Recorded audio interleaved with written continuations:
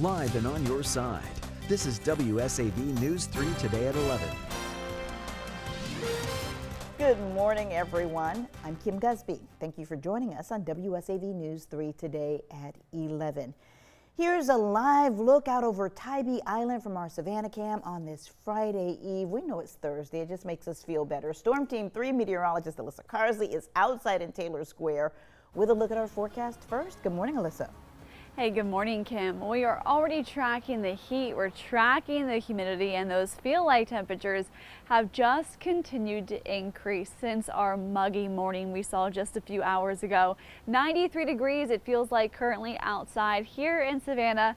Yes, it sure does. It's starting to really heat up, and we'll continue to watch these temperatures gradually increase as we head into the next couple of days as well. Now, overall, as we head through the next few days, we are still looking at the chance of rain showers gradually increasing. And out here at Taylor Square, we actually have a few frogs that we've added to our fountain. They've just naturally popped up, and I think you can see one possibly.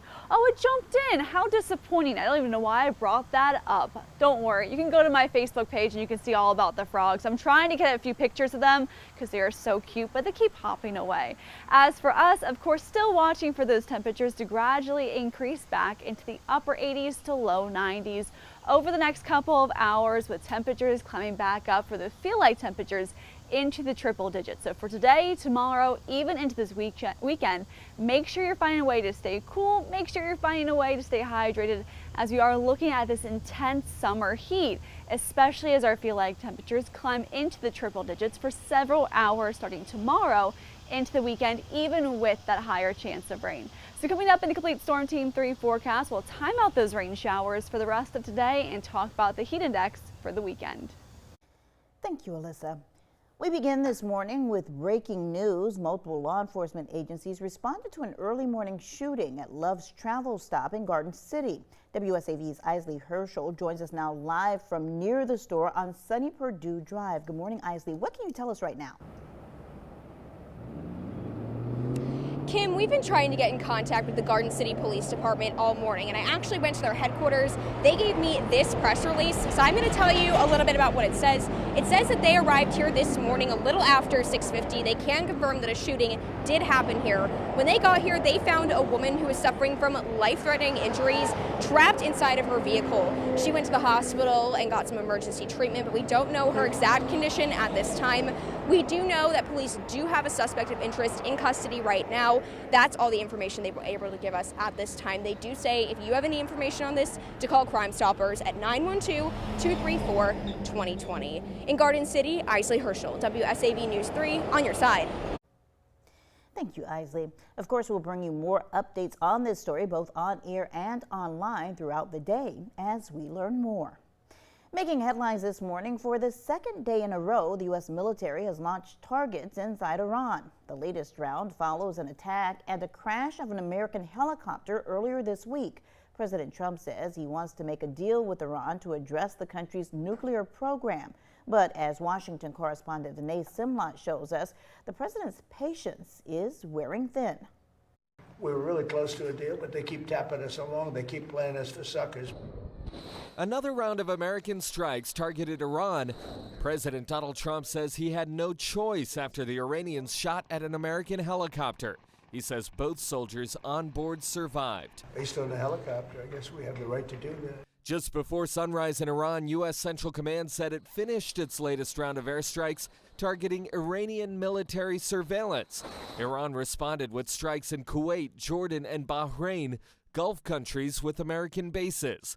If we need to negotiate with bombs, we'll negotiate with bombs. The latest round of attacks follow another high inflation report. It says prices are outpacing wages and more Americans are dipping into their savings. Consumer prices in May rose 4.2% over the year before, the highest level in 3 years. I love the inflation. You know why? Because as soon as this war is over, I can say it now. Something you didn't know. Do you know we've been taking out millions of barrels of oil?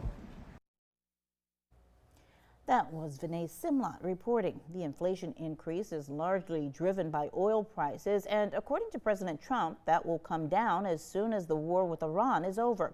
The president also says the military has secretly ferried more than 1 million barrels of oil through the Strait of Hormuz. Of course, we'll continue following this story for you throughout the day and pass along any updates both on air and online.